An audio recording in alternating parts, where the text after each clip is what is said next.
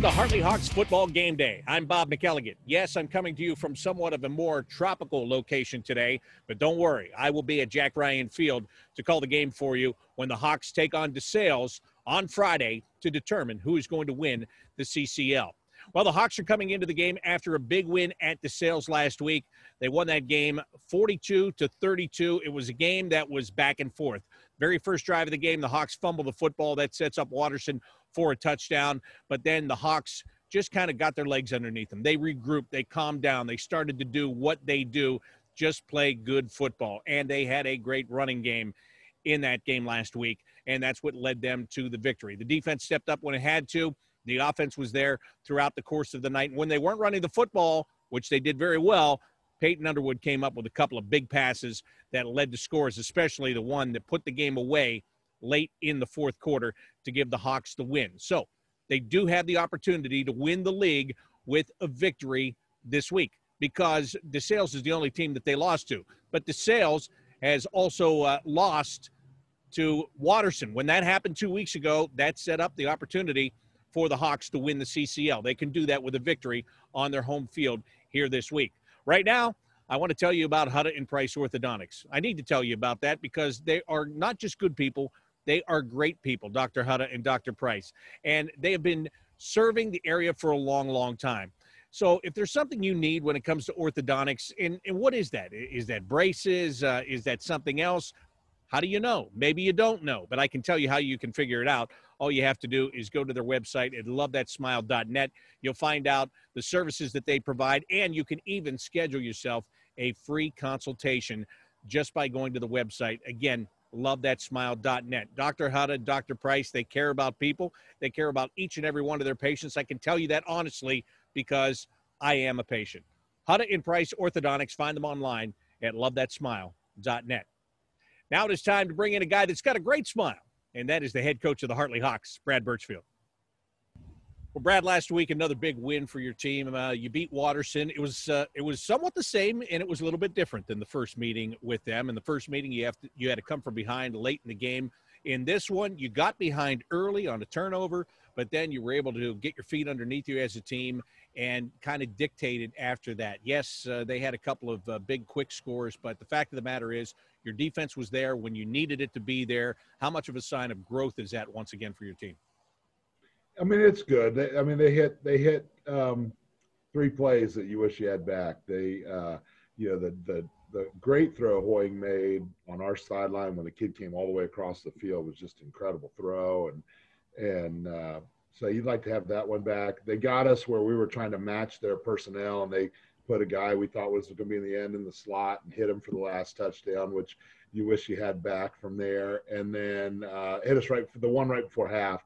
Thought we were going to be in pretty good coverage, and we just didn't keep up with them. So I know I complained last week that they had all their touchdowns off penalties.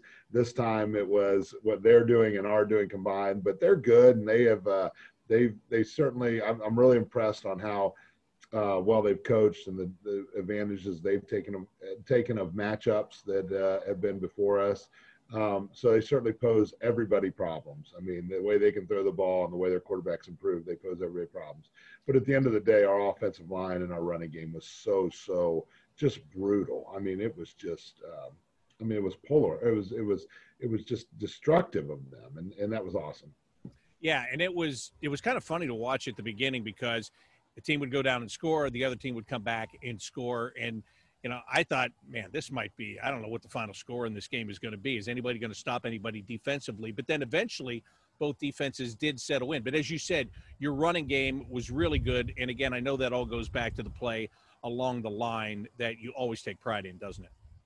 Yeah, offensive line was awesome, but the backs were blocking the rear ends off on the perimeter and up front. I mean, I think we had 4 or 5 running backs that had over 30 yards or something like that, no matter how many times we gave him the ball.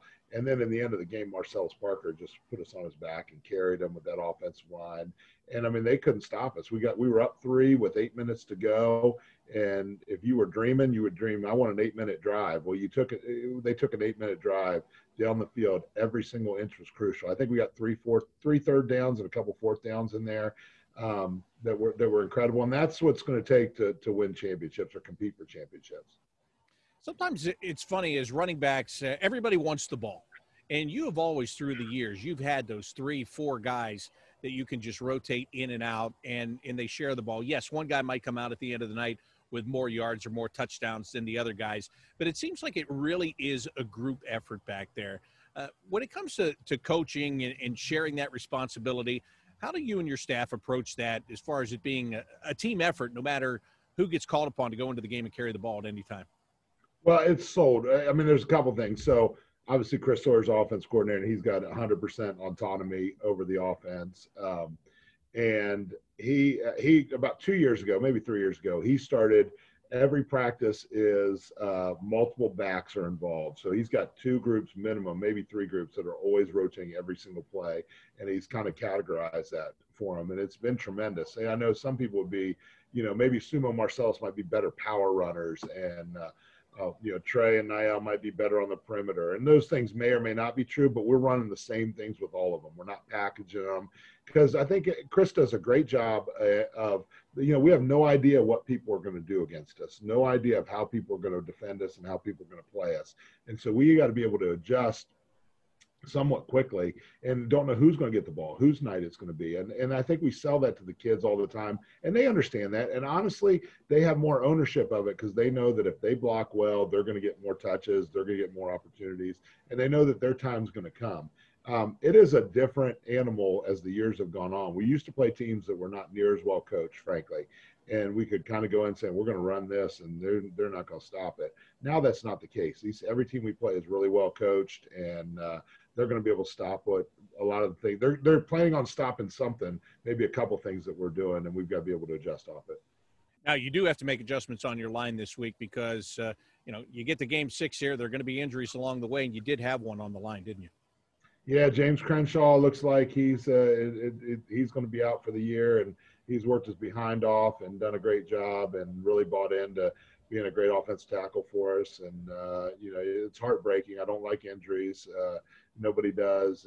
But it is week 6, and playing good people, it's going to be brutal. So Isaac Asedu, who's our extra tackle when we went unbalanced, and we has done a good job for us, done a great job for us. He'll be in there. We knew he was going to be a great player, and it's time to go. And he did a great job in the second half last week. Like I said, he was a key cog and just grinding them away and not letting them stop us. So we're excited about that. We worked hard with them, and it really is evidence. We got a lot of good players. Obviously, when you put them up there on the big stage and force them to do it, I think that's the greatest motivator of all. Sumo Kessley left that game. It looked like he was hobbling on that ankle once again. It was an ankle injury that kept him out earlier in the season. Is that something that you're just going to have to watch kind of game by game as you go along here and kind of play it by ear with him? Because I know sometimes those ankle injuries, they just don't go away. Sometimes they just need a lot of rest, and you don't have a lot of rest time.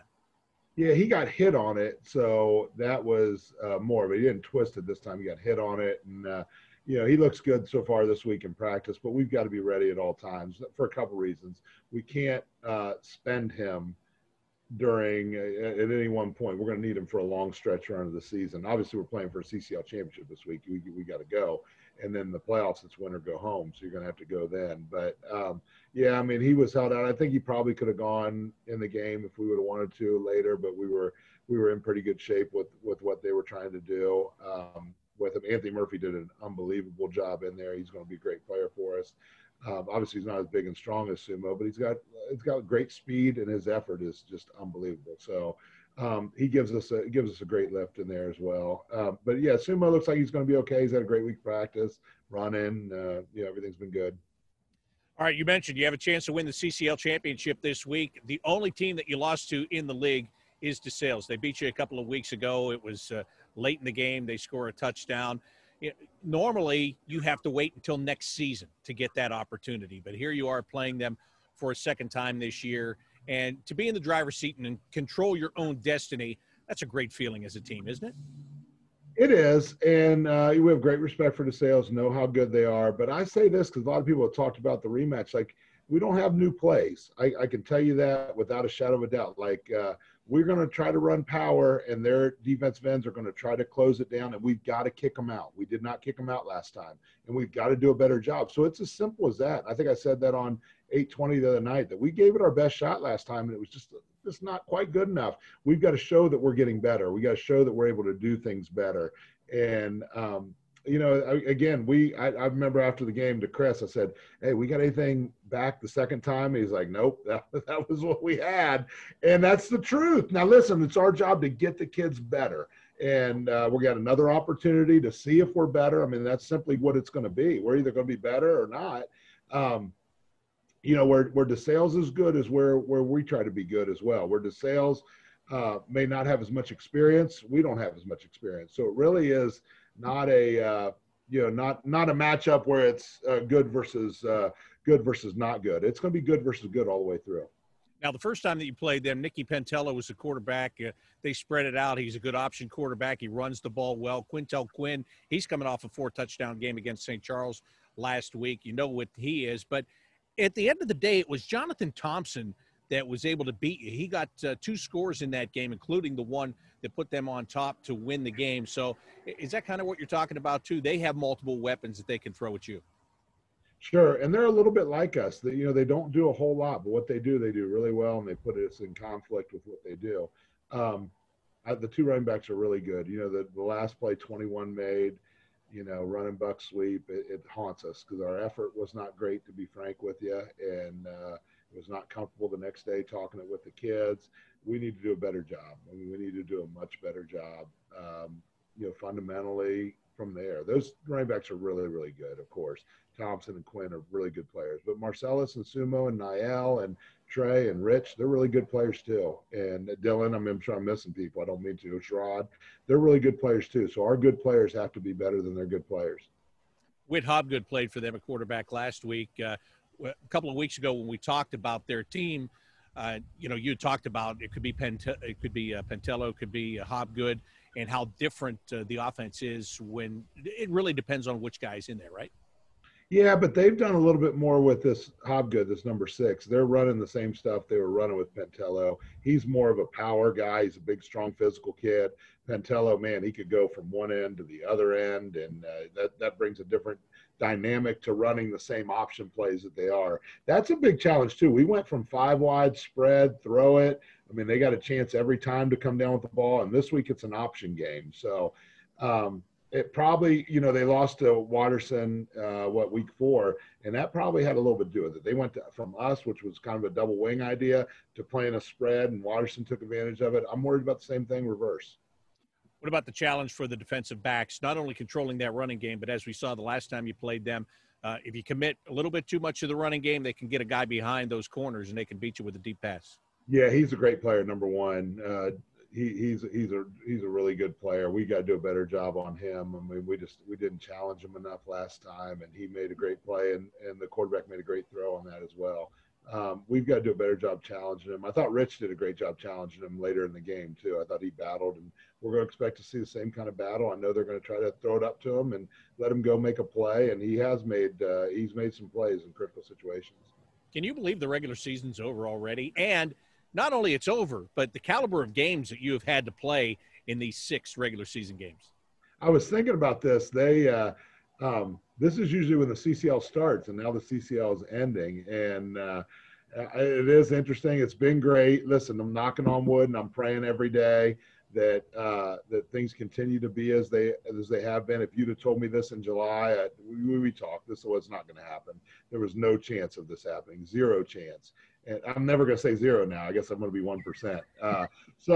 But it's come through, and it's a credit to all of our schools within the diocese and all the schools in the state of Ohio who have taken protocol serious. It's honestly a credit to the Ohio High School Athletic Association. I know they day to day they're maligned or glorified, right? And they should be in this. They should be glorified and respected because they put together a tremendous plan that I think fits everyone. You know, we're going to play in the playoffs, and that's going to be exciting. Thursday at 2:00, the playoff bracket's going to come out. Can you imagine how much excitement that's going to be? I'm worried about the broadband in the state of Ohio with that. I mean, it's going to be awesome, and that's what everybody's going to talk about and focus on. It's going to be really cool, and not just cool for Hartley, who is a traditional playoff power, but it's going to be cool for all those schools who have not been in the playoffs very often. And they may get, they may get crushed at some point down the road, but they got a chance to win their first playoff game in school history, probably the way it looks like the rankings in some of the other divisions besides Division I, against a team of their caliber. I think it just fits everybody. And if they get beat, they can play other games and have the excitement for the rest of the season. I just think this is awesome. I'm really proud of the plan that everybody – this is all Ohio High School Athletic Association. Nobody else had any influence. And obviously the governor's office. I'm really proud of the people that govern us, to be frank. Brad, thank you very much. Good luck in trying to win the CCL championship this week, and see you out at Jack Ryan Field. See you, Bob. So the Hawks in great position this week to win the CCL. You heard Coach Burchfield talking about some of the key players. We talked about Quintel Quinn. Well, last week, Quintel Quinn not only had 4 touchdowns, he had 106 yards in a big 48-7 win over St. Charles. He is always a threat. But as I talked about, it was Jonathan Thompson that got the Hawks the last time. He also had a big game. He came up just shy of the century mark on the ground in rushing the football last week. He had 10 carries for 94 yards and also scored a touchdown in that one. You heard Coach Burchfield talking about the receiver. Jordan Johnson is number 1. That's the guy that he was talking about, literally wears number 1. He was referring to him. Now, Jordan Johnson didn't factor into the game receiving-wise last week, but that doesn't mean that he is not a big threat. It doesn't mean the Hawks can just take their eye off of him in this game, because they will be looking to get him the football. Last week it was Nathan Barber who was making the most catches. He made 5 catches for 28 yards. Again, not big numbers in the way of passes and catches and yardage in the passing game, but that doesn't mean that Desales can't do it. Whit Hobgood threw for only 33 yards last week, but if he gets the opportunity to try to hit somebody with a deep ball based on the defense that he is facing, he's going to try to do that. So, again, it's going to be responsibility by the Hawks. The linebackers, the defensive backs, they're really going to have to read well here with an option game. Who has the ball? Is it actually a run? All of those things are going to factor into this game. It should be a fun one to watch. It's great when these schools get together, and it's even better when they get together with a championship on the line, and that's exactly what is going on this week. Friday night, 6 o'clock is when the game kicks off. We'll have the game for you right here on the Hartley YouTube channel. Matt Barnes from NBC4, great alum from Bishop Hartley, is going to join me for the call of that game. Again, 6 o'clock kickoff, 5:45 pregame coverage begins. It's the Hawks and the Stallions for all the marbles, as the regular season is already over. A 6-game regular season. The playoffs are going to start next week, and the Hawks want to go into those playoffs being champions of the CCL. Join us on Friday and see if they can do that. 5:45 pregame show, 6 o'clock kickoff, the Hawks and the Stallions. That's going to do it for this week's Hartley Football Game Day, brought to you by Hutta and Price Orthodontics. I'm Bob McElligott.